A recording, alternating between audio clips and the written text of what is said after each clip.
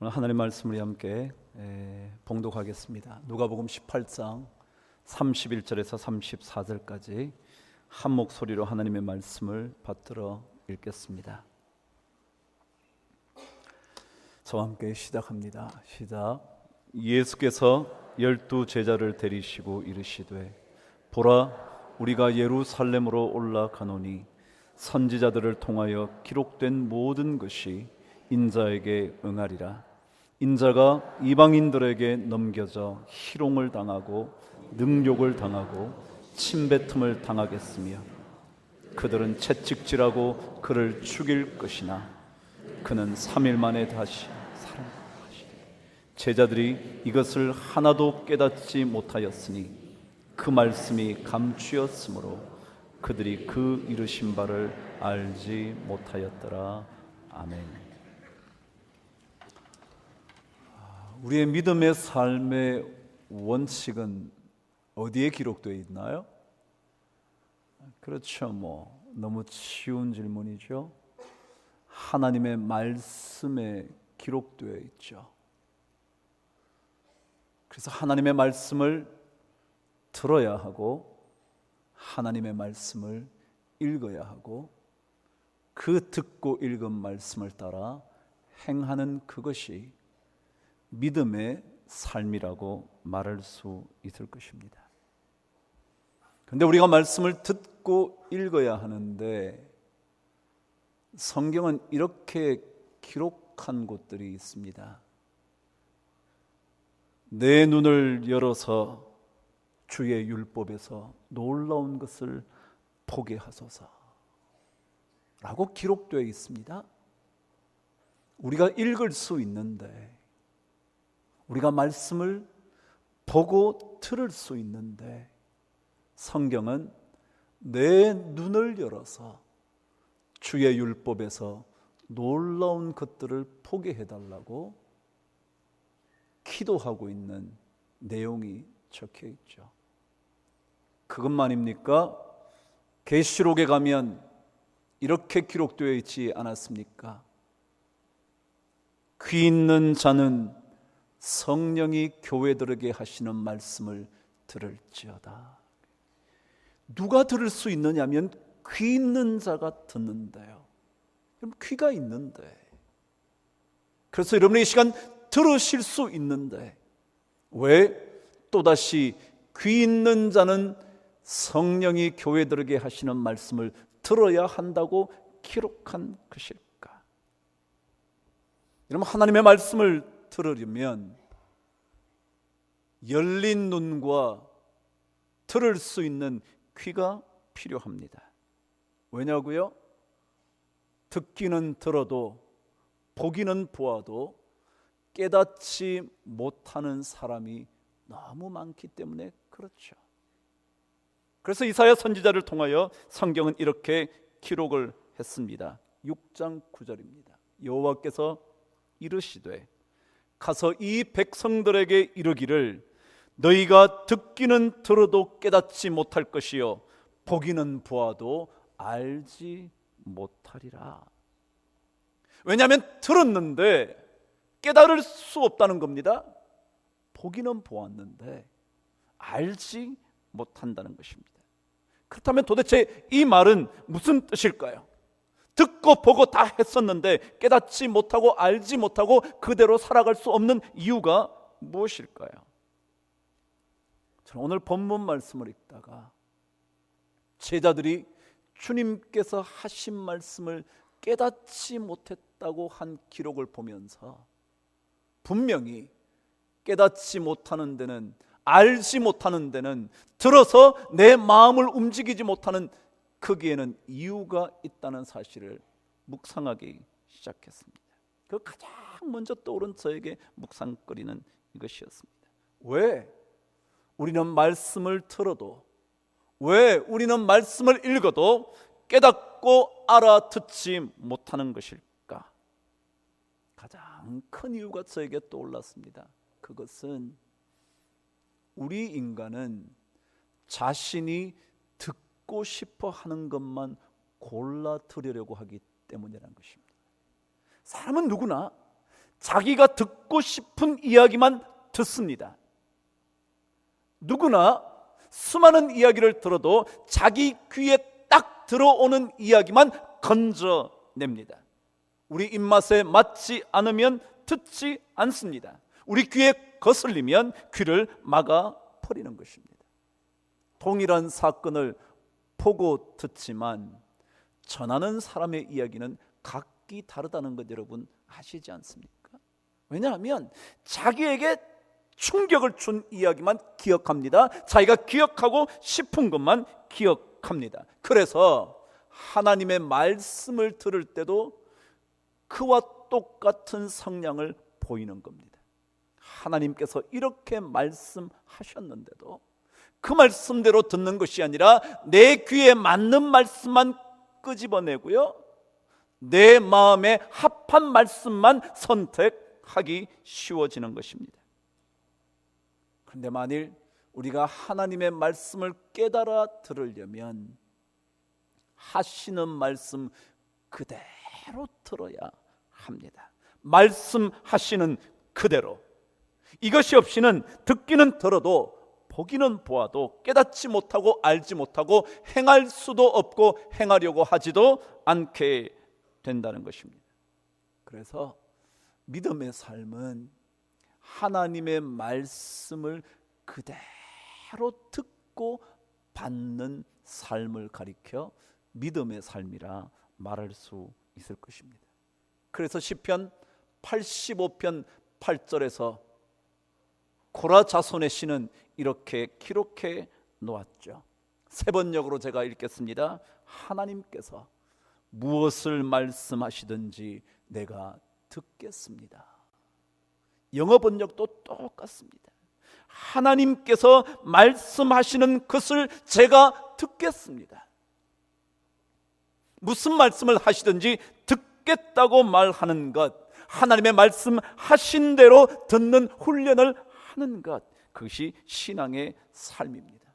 입맛에 맞지 않아도, 내 귀에 거슬려도, 내 삶의 방식과 달라도 그대로 들을 때 신앙의 삶에 놀라운 은혜가 임하게 된다는 것입니다. 그래야 말씀의 놀라운 것들이, 말씀의 기이한 것들이, 말씀의 오묘한 것들이 깨달아지게 된다는 것입니다. 사도행전을 가보면 사도 바울의 사역의 처음 이야기가 기록되어 있습니다. 사실 그는 복음을 전하는 사람이 아니었습니다. 그래서 예수 그리스도를 믿는 자들을 핍박할 정도가 아니라 잡아다 죽이려는 사람이었죠. 근데 그가 그 어느 날도 예수 믿는 자들을 죽이기 위하여 잡으러 길을 떠납니다. 그런데 그가 다메섹에서 예수 그리스도를 만나죠. 그 엄청난 빛에 그의 눈이 멀어버립니다. 사흘 동안 먹지도 보지도 못하는 신세가 되어 버렸죠. 근데 그때 다메섹에 있는 아나니아에게 주께서 말씀하시는 내용이 하나 기록되어 있습니다. 환상 중에 아나니아가 주님의 음성을 듣습니다. 지금 사울에게 가서 안수하여 눈을 뜨게 해주라는 음성을 듣게 되는 겁니다.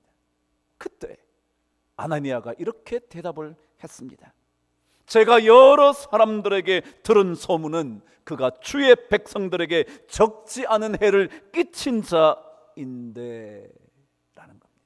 다시 말하면 주님께서 그를 찾아가 안수하여 눈을 뜨게 해주라고 말씀하셨는데, 아나니아는 아니 주님, 제가 들어보니까 너무 많은 고난을 주의 백성들에게 끼치는 자라는데 그런 사람의 눈을 뜨게 해주어야 하는 겁니까? 라고 반문을 합니다. 다시 말하면 하나님의 말씀을 거부하고 싶었죠. 그런 사람의 눈은 뜨게 해주고 싶지 않았던 거죠. 그런데 주님께서 다시 말씀하십니다. 그는 내 이름을 이방인들에게 전하기 위해 택한 나의 그릇이라고. 그러니까 가서 눈을 뜨게 해주라고. 그 말을 들은 아나니아가 어떻게 했는지 사도행전 9장 17절은 이렇게 기록합니다. 제가 한번 읽어드리겠습니다. 예수께서 너로 다시 보게 하시고 성령으로 충만하게 하신다 라는 이 말을 아나니아가 사울을 찾아가서 이야기합니다. 그 앞부분이 이렇게 되어 있었죠.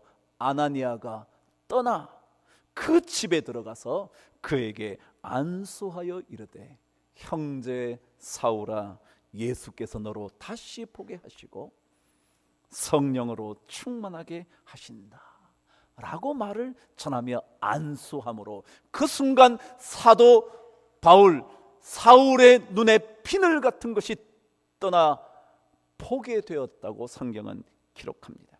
여러분, 믿음의 삶이 바로 이런 것 같습니다. 믿음의 삶이라는 것은 내가 그 사람의 눈을 뜨게 해주고 싶지 않지만, 그런 사람의 눈은 영원히 감겨져 있어도 좋겠다고 생각되지만, 그러나 주님의 말씀을 그대로 받아들일 때 그를 통하여 엄청난 초대 기독교의 역사들이 쓰여지는 거죠. 요나에게도 동일하지 않았습니까? 이스라엘 백성들에게 꿈에도 생각하기조차 싫은 원수 니느웨 성읍으로 가 복음을 전하라는 이야기를 들었을 때 그는 가지 않겠다고 결정한 겁니다. 그런 사람들은 복음을 들어서는 안 된다고, 그런 사람들은 하나님의 구원의 소식을 들어서는 안 되는 민족이라고 그가 생각하지 않았습니까? 우리가 왜 하나님의 음성을 깨달아 듣지 못합니까? 자기가 듣고 싶지 않을 때는 듣지 않기로 결정하기 때문이 아니겠습니까? 신앙의 삶은 내가 듣고 싶지는 않지만 내 마음대로 채로 글러 말씀을 드러내는 것이 아니라 하나님 말씀 그대로 받는 것, 그것이 바로 신앙의 삶일 겁니다. 또다시 사도행전 10장으로 가면 고넬료의 이야기 하나가 적혀져 있습니다. 그가 베드로의 이야기를 들으며 그 베드로가 자신의 집에 와 복음을 전해주기를 기대합니다. 그리고는 전가를 보내죠. 와서 복음을 전해달라고. 근데 그가, 베드로가 그 얘기를 듣고 고넬료 집을 찾아갑니다.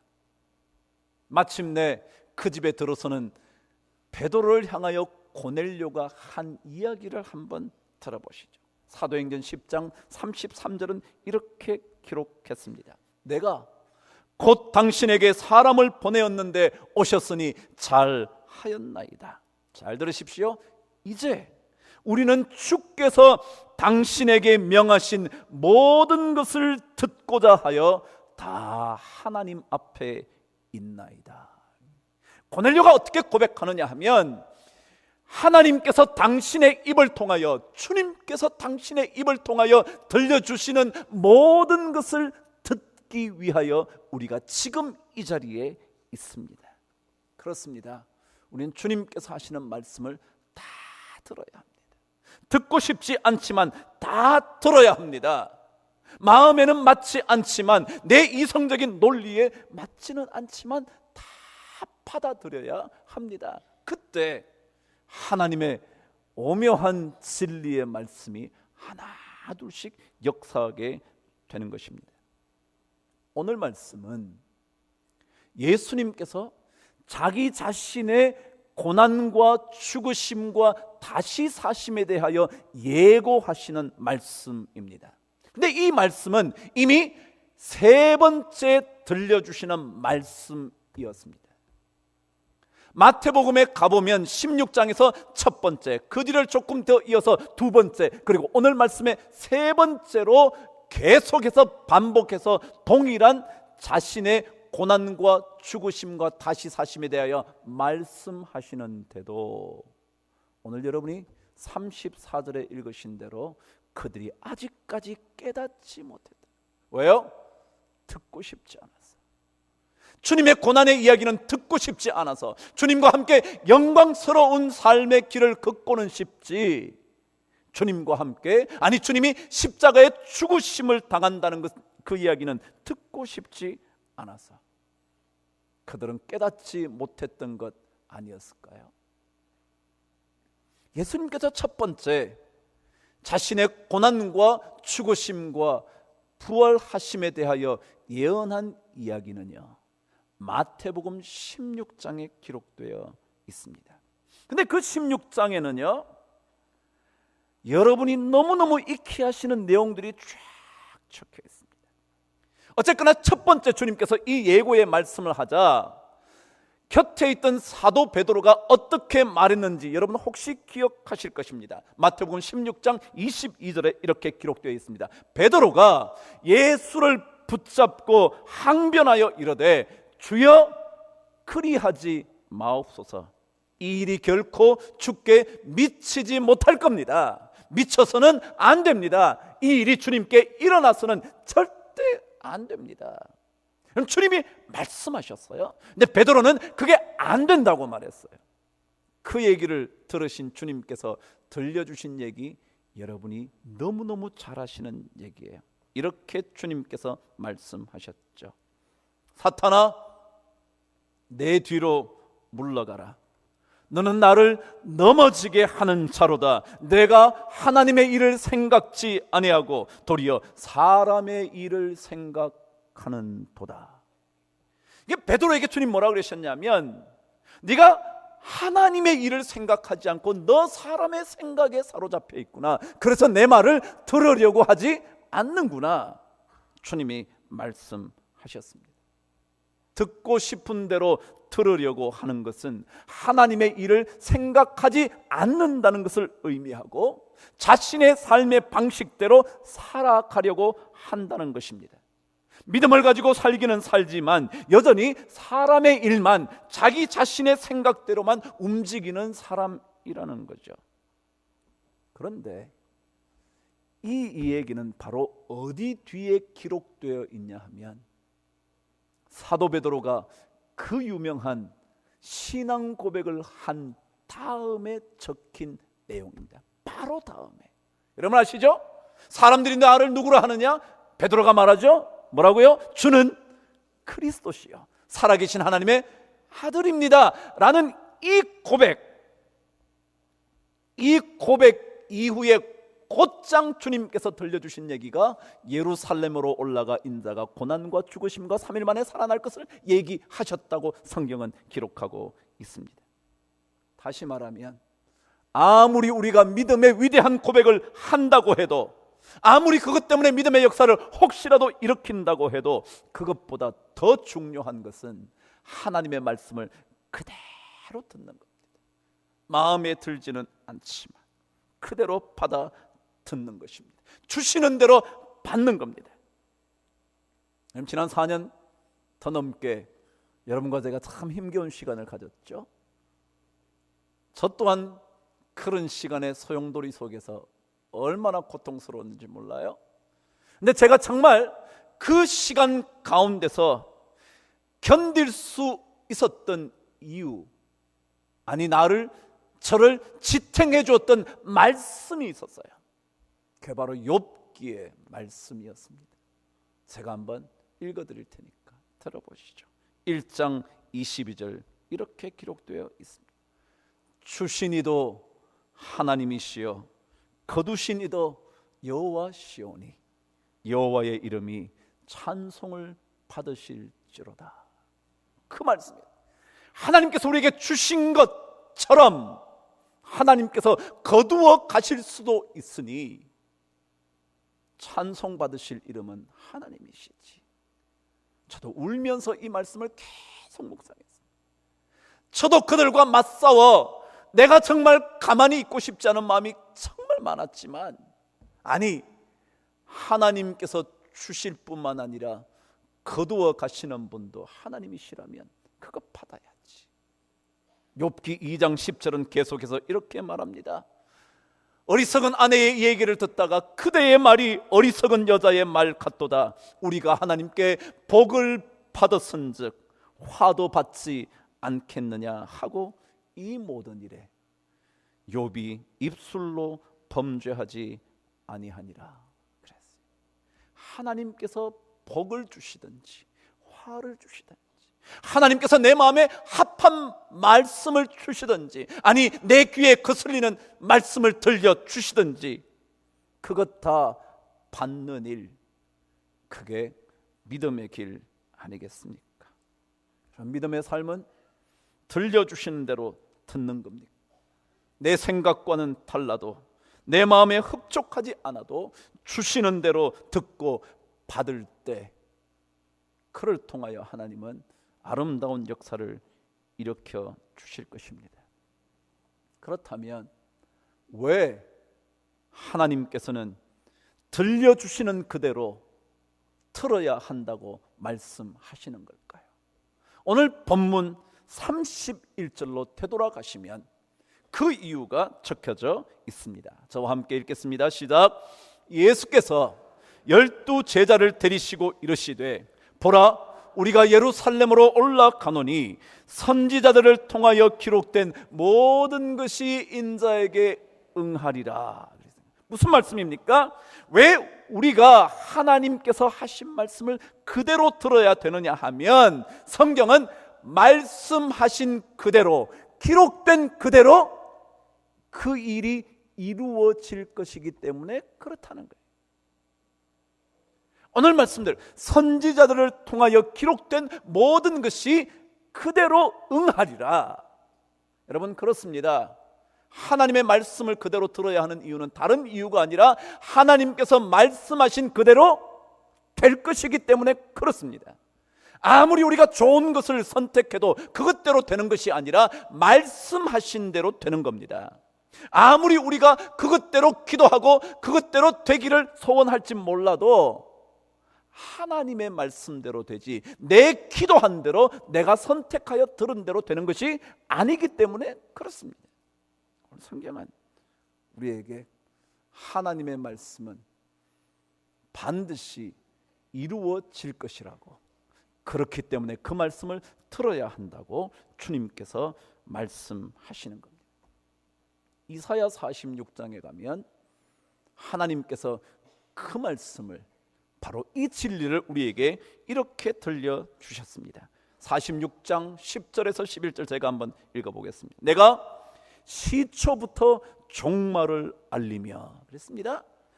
하나님께서 처음과 끝을 말해주신다는 거예요.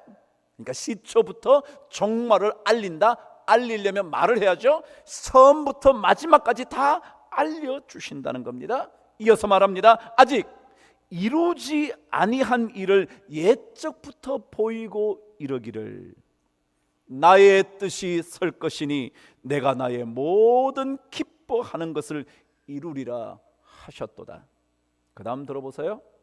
내가 동쪽에서 사나운 짐승을 부르며 먼 나라에서 나의 뜻을 이룰 사람을 부를 것이라. 내가 말하였은즉 내가 반드시 이룰 것이요, 계획하였은즉 반드시 시행하리라. 다시 한번요. 내가 말하였은즉 반드시 이룰 것이요, 계획하였은즉 반드시 시행하리라. 그럼 이사야서는요, 이스라엘 백성이 바벨론 포로로부터 풀려 나올 것을 예언하는 기록입니다. 여기에 등장한 동쪽 사나운 짐승, 먼 나라, 이 얘기는 바로 동쪽 지역에, 이스라엘 땅이 있으면 그쪽 동쪽 지역에 바벨론 제국, 그를 무너뜨린 바사 페르시아 제국이 있는 곳입니다. 거기에 사나운 짐승은 누구냐면 고레스 왕이었습니다. 왜냐하면 바벨론을 무너뜨릴 만큼 사나웠기 때문에, 강력했기 때문에. 그러니까 여기에 등장한 동쪽의 사나운 짐승은 고레스 왕을 의미합니다. 그리고 먼 나라라는 것은 바사 제국을 의미합니다. 그러니까 그 말씀이 이루어지는 겁니다. 그를 불러다가 그 고레스가 칙령을 내림으로 이스라엘 백성들이 포로에서 자신의 땅으로 되돌아가죠. 그렇습니다. 말씀 그대로 내가 말하였은즉 반드시 이루리라, 계획하였은즉 반드시 시행하리라. 하나님의 말씀대로 되는 겁니다. 그래서 우리는 하나님의 말씀 그대로 가감 없이 들어야 하는 겁니다. 누가복음 1, 2장에는 예수님의 탄생 이야기가 적혀져 있습니다. 그 탄생 이야기에 또 다른 아기의 태어난 이야기 하나가 덧붙여져 있죠. 바로 세례 요한의 태어나는 이야기입니다. 아버지 사가랴, 어머니 엘리사벳 이야기 잘 알고 계시죠? 그런데 엘리사벳에게는 자식을 낳을 가능성이 이미 없어진 때였습니다. 그런데 천사 가브리엘이 나타나 사가랴에게 말하죠. 너에게 아들이 있을 거라고. 사가랴가 말합니다. 제 안에 아이 낳을 가능성 없습니다. 저 또한 그렇습니다. 그런데 그러자 가브리엘이 이렇게 말을 합니다. 보라, 이 일이 되는 날까지 내가 말 못하는 자가 되어 능히 말을 못하리니 이는 내가 내 말을 믿지 아니함이거니와 때가 이르면 내 말이 이루어지리라. 그럼 하나님은 말씀하신 대로 이루시는 분입니다. 엘리사벳에게 아들이 있을 것이라고 말씀하셨다면 이루시는 분입니다. 그래서 우리는 그분의 이야기를 들어야 합니다. 그분께서 하시는 말씀은 무엇이든지 그대로 받아야 합니다. 왜냐하면 그분 말씀은 이루어지기 때문에 그렇습니다. 그렇다면 우리는 오늘 말씀을 통하여 무슨 얘기를 들어야 하는가? 성경은 32절, 33절, 18장의 이 얘기를 우리에게 이렇게 들려줍니다. 읽으시죠. 시작. 인자가 이방인들에게 넘겨져, 다시 한번요. 인자가 이방인들에게 넘겨져 희롱을 당하고 능욕을 당하고 침뱉음을 당하겠으며 그들은 채찍질하고 그를 죽일 것이나 그는 3일 만에 살아나리라 라는 말씀이었습니다. 우리가 들어야 하는 말씀은 뭐냐 하면 복음의 핵심입니다. 주님의 죽으심, 주님의 고난당하심, 주님의 십자가의 죽으심, 그리고 사흘 만에 다시 살아나심, 이 복음의 핵심을 그대로 받아들여야 한다는 것입니다. 그런데 수많은 사람들이 이 얘기를 그대로 받지를 못합니다. 왜요? 주님께서 왜 나를 위해서 죽으신데?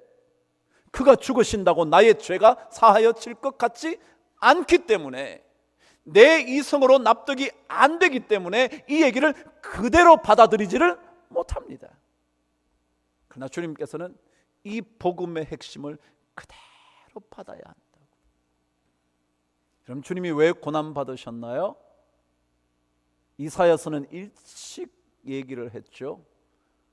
그가 찔림은 우리의 죄로 인한 허물 때문이요 그가 상함은 우리의 죄악 때문이라. 이 죄악 때문에 주님께서 고난을 받으셨다는 것입니다. 십자가를 치셨다는 것입니다. 그리고 그 죄악을 대신 지시기 위하여, 아니 우리에게 그것으로 인하여 구원을 주시기 위하여 십자가를 치셨다고 말씀하십니다. 그래서 이사야 53장 5절은 계속해서 그렇게 말하죠. 그분의 고난당하심으로 인하여 우리가 평화를 누리고 그가 채찍에 맞음으로 우리가 나음을 입었도다. 여러분, 우리가 들어야 하는 것은요, 하나님께서 예수 그리스도를 십자가에 못 박게 죽게 하심으로 우리의 죄를 그분이 짊어지시고 우리를 건져내시기 위하여, 그래서 우리에게 온전히 죄악으로부터 벗어나 나음을 입게 하시기 위하여, 그래서 주님과 하나님과 화목하게 되게 하시기 위하여 주님께서 고난과 십자가를 지셨다고 말씀하시는 것입니다. 그것만이 아니죠. 주님께서 그렇다면 왜 다시 살아나셨나요? 로마서 5장 10절은 그렇게 말했습니다. 우리가 원수 되었을 때에 그의 아들의 죽으심으로 말미암아 우리가 하나님과 화목하게 되었은즉 화목하게 된 자로서는 더욱 그의 살아나심으로 말미암아 구원을 받을 것이니라. 주님이 왜 살아나셨냐 하면, 왜 부활하셨냐면 그분의 살아나심으로 인하여 우리가 구원을 얻게 되기 때문에 그렇다는 것입니다. 그래요? 주님의 고난받으심과 죽으심과 다시 사심은 우리의 구원 때문입니다. 이것을 들어야 합니다. 이것을 그대로 들어야 합니다. 우리의 행위로가 아니라 주의 죽으심으로 말미암아, 그의 다시 사심으로 말미암아 우리가 구원을 얻게 된다는 것입니다. 사도 베드로가 오순절 설교를 합니다. 오순절에 모든 사람들이 모여든 120명의 주의 제자들이 성령의 은혜를 경험하고 난 다음에 사도 베드로가 그때부터 설교를 하기 시작하는데, 오순절 설교를 그가 함으로 수천 명이 하나님을 받아들였다 그랬죠. 3,000명이나 더해졌다고 성경은 기록했죠. 첫 번째 설교에. 근데 그 오순절 첫 번째 설교의 핵심이 뭐였냐면, 그 설교의 마지막 부분에 이렇게 기록되어 있었습니다. 사도행전 2장 36절 말씀입니다. 제가 읽을 테니까 들어보시죠. 그런즉 이스라엘 온 집은 확실히 알지니 너희가 십자가에 못 박은 이 예수를 하나님이 주와 그리스도가 되게 하셨느니라. 이게 사도 베드로의 오순절 설교의 결론이었습니다. 이스라엘 백성이 들어야 할 것, 알아야 할 것 하나 있다는 거예요. 그것은 십자가에 죽은 예수가 우리의 그리스도가 되셨다고. 여러분, 그리스도라는 뜻이 뭐냐면 메시아라는 뜻입니다. 메시아는 구원할 자라는 뜻이죠. 다시 말하면 예수 그리스도의 십자가의 죽으심으로 말미암아 우리를 건져 주시는 예수, 그분이 되셨다는 것, 그분이 우리의 주님이 되셨다는 것, 구원주가 되셨다는 것, 그것을 그대로 들어야 한다. 근데 제자들조차 예수님의 죽으심을 받아들이기 힘들었던 거죠. 우리가 왜 예수 믿기 어려운가요? 왜 많은 사람들이 예수를 거부하나요? 이 말씀을 그대로 듣지 못해서, 자신의 상식으로는 도저히 납득이 안 돼서, 뭔가 내가 예수님을 위해서 조금이라도 하고 받았다면 내가 할 말은 있을 텐데, 그래서 끊임없이 주님 곁으로 오지를 못하잖아요. 근데 성경은 말합니다. 그대로 들어야 한다. 십자가의 죽으심에 달하는 고난의 이야기, 침뱉음, 창에 찔림, 능욕을 당하고 희롱을 당하고 그 모든 고난이 바로 나의 구원을 위한 것이라는 그것, 그대로 듣는 것, 그게 바로 하나님의 백성의 믿음의 길이죠. 이런 말씀 가감하지 마십시다. 그대로 들으십시다. 왜냐하면 하나님의 말씀대로 이루어질 것이기 때문에 그렇습니다. 우리는 우리 마음에 흡족한 얘기만 자꾸만 골라내지 않습니까? 그럼 제가 성경을 설교할 때 그대로 가는 이유가 딱 하나입니다. 제가 하고 싶은 말 안 하려고, 제가 하고 싶은 얘기 여기서 꺼내고 저기서 꺼내고 저기서 꺼내고 싶은 게 아니라 하나님이 하시는 말씀을 한번 여러분과 묵상해 보려고. 왜냐하면 그것이 믿음의 삶이거든요. 하나님의 말씀은 1.1핵도 떨어지지 않는 말씀일 뿐만 아니라 그 말씀이 우리를 살리기 때문에 그렇습니다. 내 머리로 납득이 될 만한 이야기인지 아닌지는 문제가 아닙니다. 받으면 생명이고 들으면 구원입니다. 받으면 은혜고 들으면 축복입니다. 그래서 우리는 그 말씀을 그대로 받는 그런 최고의 은혜의 자리를 여러분과 제가 앉아있는 인생 되기를 주님의 이름으로 축복합니다. 그리고 그 말씀을 그대로 받았을 때 주께서 이루어 주시는 놀라운 축복의 사건이 여러분과 저의 사건 되기를 주의 이름으로 축원합니다.